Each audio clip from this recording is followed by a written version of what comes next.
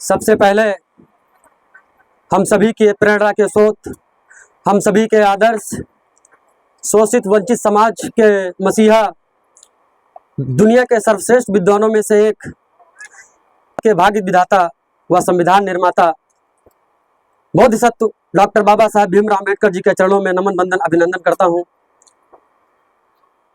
उसके बाद यहाँ पर उपस्थित सभी गणमान्य जनों का और हमारे मातृशक्ति का मैं सभी को अम्बेडकर जयंती की बहुत बहुत मंगल कामनाएं। और मैं सबसे पहले के आयोजक टीम का बहुत बहुत धन्यवाद देता हूं कि जिन्होंने, मुझे लगता है 5वां साल है, क्यों 5वें साल से लगातार प्रत्येक वर्ष इसी दिन बाबा साहेब के जयंती को बहुत ही हर्षोल्लास से मनाते हैं, जो मुझे लगता है कि बाबा साहेब के मिशन को बढ़ाने में एक बहुत बड़ा योगदान है जो आयोजक टीम दे रही है। मैं सबसे पहले बहुत बहुत धन्यवाद करता हूं। आज का दिन कोई साधारण दिन नहीं है। आज का दिन सिर्फ बाबा साहेब की जयंती ही नहीं है।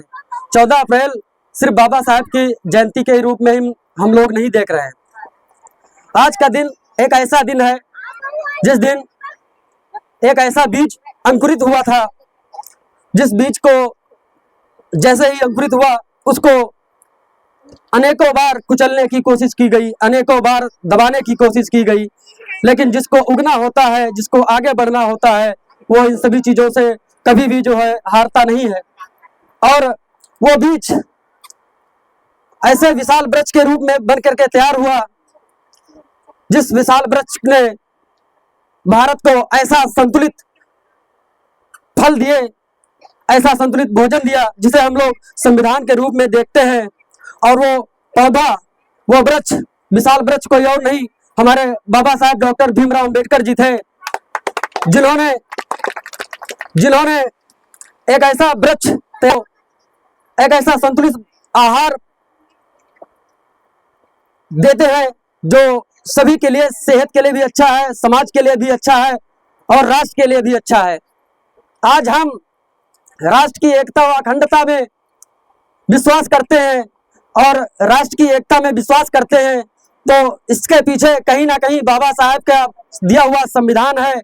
अगर संविधान नहीं होता तो जैसे एक पिछले बहुत सदियों पहले व्यवस्थाएं चलती थी, जो शक्तिशाली होता था, जो राजा होता था, जिसके पास शक्ति होती थी, वही समाज में सर्वोपरि होता था, वही राज करता था। और आज भी ये प्रथाएं, ये विश्वास और ये नियम कानून चल रहे होते यदि संविधान ना आया होता। और बाबा साहेब को श्रद्धांजलि देने का बहुत सारे उदाहरण है। बहुत ही अंतर्राष्ट्रीय स्तर पर इस जयंती का आयोजन किया जा रहा है, पूरे भारत में किया जा रहा है, लेकिन हमें यह देखना होगा कि सच में हम लोग अभी तक बाबा साहेब के सच्चे सिद्धांतों पर चल पाए हैं या नहीं चल पाए हैं। अगर कहीं ना कहीं अगर कमी हमारे अंदर रह गई है तो समाज को बहुत ही जल्द बाबा साहेब के सिद्धांतों पर चलने की प्रेरणा लेनी चाहिए। और वो सिद्धांत समता, समानता, न्याय और बंधुत्व का है। बाबा साहेब ने अनेकों कठिनाइयां झेला, अनेकों बार उनके साथ शोषण हुआ, परंतु हार नहीं मानी और अपने समाज के लिए निस्वार्थ भाव से सेवा करते रहे। वो चाहते तो अपनी जिंदगी शानदार जी सकते थे, विदेश में सेट हो सकते थे, लेकिन उन्होंने नहीं ऐसा किया। मैंने उनकी एक किताब पढ़ी थी, एनिहिलेशन ऑफ कास्ट, यानी जात पात का विनाश। उसमें उन्होंने अपने ऊपर किए गए अत्याचार, अपने समाज पर किए गए अत्याचार का पूरे ऐतिहासिक विवरण दिया है और ये समझाने का प्रयास किया है कि यदि हमारे बाद हमारे जो अनुयायी होंगे वो हमारे मिशन को समझेंगे नहीं, तो एक जो हमने कुर्बानियां दी थी समाज के लिए, अपने 4-4 बच्चे खोए थे, घर परिवार खोया था, वो सब व्यर्थ होगा। हमें आजादी तो मिल गई थी 1947 में, और बहुत सारे लोग आजादी को लेकर के अम्बेडकर साहब पर टिप्पणी भी करते हैं। कुछ मूर्ख लोग हैं जो कहते हैं कि अम्बेडकर साहब ने आजादी के लिए जरा सा भी योगदान नहीं दिया, उन मूर्खों से मैं कहना चाहता हूं कि अम्बेडकर साहब को पता था ये देश तो आजाद हो जाएगा, इस देश में आजादी तो मिल जाएगी, लेकिन आजाद वही होंगे जो पहले से आजाद थे। जिनको पहले से स्वतंत्रता थी वही स्वतंत्रता देश आजाद होने के बाद भी मिलेगी। इसलिए बाबा साहब जानते थे कि हमारे समाज को स्वतंत्र होना बहुत जरूरी है। इसलिए अंग्रेजों के खिलाफ ना होकर के जो शैक्षणिक लड़ाई थी, जो कलम की कापी किताब की लड़ाई थी, उस रास्ते पे बाबा साहब चल रहे थे। और मुझे लगता है समाज को भी लड़ाई झगड़े और विभिन्न प्रकार के दुराचारों दुर्गुणों से, विभिन्न गलत मार्गों से दूर रहकर बाबा साहब के बताए हुए मार्ग पर, कापी कलम और किताब के ही मार्ग पर चलना चाहिए, जिससे समाज हमारा जो है आगे भविष्य हो या भूतकाल हो या वर्तमान काल हो, हर स्थिति में जो है स्ट्रांग रहेगा, मजबूत बनने का काम करेगा। मुझे लगता है अभी जो संविधान क्योंकि लागू हुए 75 साल प्लस हो गए हैं, और जो बदलाव हमारे समाज में होने चाहिए थे वो मुझे लगता है अभी तक नहीं हो पाए हैं। उसका कारण सिर्फ जातिवाद नहीं है, हम लोगों के अंदर ज्यादा परिवर्तन ना आने का कारण सिर्फ पाखंडवाद नहीं है, सिर्फ ब्राह्मणवाद नहीं है। एक समय था जब हम सभी के तरक्की का जो मार्ग था वो बाधित था, उसका कारण ब्राह्मणवाद, मनुवाद और जातिवाद था। लेकिन संविधान आने के बाद लोगों में जागरूकता आई, लोग शिक्षित हुए और अपने इतिहास को जाना समझा, बहुत सारी चीजें बदली, लेकिन वो बदलाव नहीं आया जो बदलाव की अपेक्षा बहुजन समाज के महापुरुष हम लोगों से करके गए हैं, जो बदलाव आना चाहिए था। इसका कारण कोई और नहीं, हमारे ही समाज के हम ही और आप हैं। और हम आप इसलिए हैं क्योंकि हम आप बराबरी का अधिकार तो चाहते हैं कि हम अन्य जो संपन्न जातियां हैं उनके बराबरी में रहें, किंतु सच्चाई यह है कि जो काम, जो सिद्धांत संपन्न लोग अपने जहन में रख करके करते हैं, अपने दैनिक जीवन में करते हैं, हम लोग उनसे बहुत विपरीत हैं।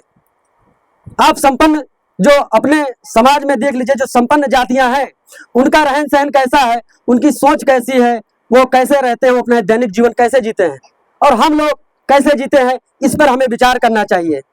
क्योंकि समानता का अधिकार तभी सार्थक होगा जब हम समानता के एलिजिबल होंगे, जब हम समानता के उस अधिकार के लिए योग्य होंगे, और उस योग्यता को हमें पाना है, उसके लिए हमें पढ़ना है, और पढ़ने के बाद तभी हमको जो है उस बराबरी के अधिकार तक हम लोग जा सकते हैं, अन्यथा कोई चारा नहीं। हमारे समाज में मैं कुछ कड़वी बातें बोल रहा हूँ, भले ही आप लोगों को बुरा लगे, लेकिन माफी चाहता हूँ उसके लिए। अपने समाज में मैं देखता हूँ कि बाबा साहब को सिर्फ जयंती जब आती है 14 अप्रैल या कोई ऐसे आयोजन होते हैं, बाबा साहब के नाम पर कभी जय भीम बोल दिया जाता है, और लोग सोचते हैं कि बाबा साहब को सबसे बड़ी श्रद्धांजलि हो गई। बाबा साहब को सबसे बड़ा याद करने का दिवस यही है कि कोई भी आयोजन हो, जय भीम बोल दो, सभी से नमस्ते कर लो, हो गया। लेकिन ऐसा नहीं है। बाबा साहब ने कहा था, मैं तुम्हें मंदिरों में नहीं किताबों में मिलूंगा, और अपना समाज, अधिकांश लोग, अपने समाज के अधिकांश लोग शायद किताबों से दूरियां बना रहे हैं, किताबों से दूर जा रहे हैं, इसलिए बाबा साहब को भी नहीं समझ पा रहे हैं और बाबा साहब के मिशन को भी नहीं समझ पा रहे हैं। अपने समाज को सबसे पहले जो अपने समाज में व्याप्त बुराइयां हैं उन्हीं को दूर करना होगा, क्योंकि हम दूसरे की बुराई तब देखेंगे जब हमारे अंदर कोई बुराई ना हो। अगर हम अच्छे होंगे तो सामने वाले लोग भी अच्छे ही नजर आएंगे। इसलिए जो बड़ी बड़ी बुराइयां हैं जिनको समाज नहीं देख पा रहा, जिस प्रकार से हमारे आंख में कुछ पड़ जाता है और हमें दिखाई नहीं देता है, दूसरे को दिखाई देता है, ठीक उसी प्रकार से ये हमारे अंदर, हमारे समाज के अंदर कुछ ना कुछ कमियां अभी हैं जो हमें नहीं दिखाई देती हैं, लेकिन लोगों को लगता है, जिनको हम सभी को सुधारना है। क्योंकि हम सभी को उन सभी लोगों के जो संपन्न है, जो उच्च कोट के लोग हैं, जो पावरफुल हो गए, उन सभी के बराबरी में जाना है, और यह अधिकार तभी संभव हो सकता है जब लोग शिक्षा से नाता जोड़ेंगे। और अंत में मेरा यही कहना है सभी लोगों से कि ज्यादा से ज्यादा जितना हो सके उतना शिक्षा के तरफ अपने परिवार का रुख मोड़िए, अपने बच्चों का रुख मोड़िए, और एक ऐसा पारिवारिक माहौल होना चाहिए जिस पारिवारिक माहौल में आपके बच्चे भी आपके दोस्त हों, आपके भाई भी आपके दोस्त हों, आपकी पत्नी भी आपकी दोस्त हो। एक ऐसा परिवार हो, एक ऐसा माहौल हो जिस माहौल में बच्चे घर से बाहर जाने के लिए मजबूर ना हो, और घर में बुरे लोगों से संगति करने से बचे, क्योंकि यदि आपके बच्चे हैं, आप उनको दोस्त नहीं बनाएंगे तो बाहर जो बुरे लोग हैं वो उनको अपना दोस्त बना लेंगे, इसलिए बच्चे बिगड़ जाएंगे। क्योंकि हमारा जो समाज होता है, मनुष्य की वास्तविकता है, वो पशुता है।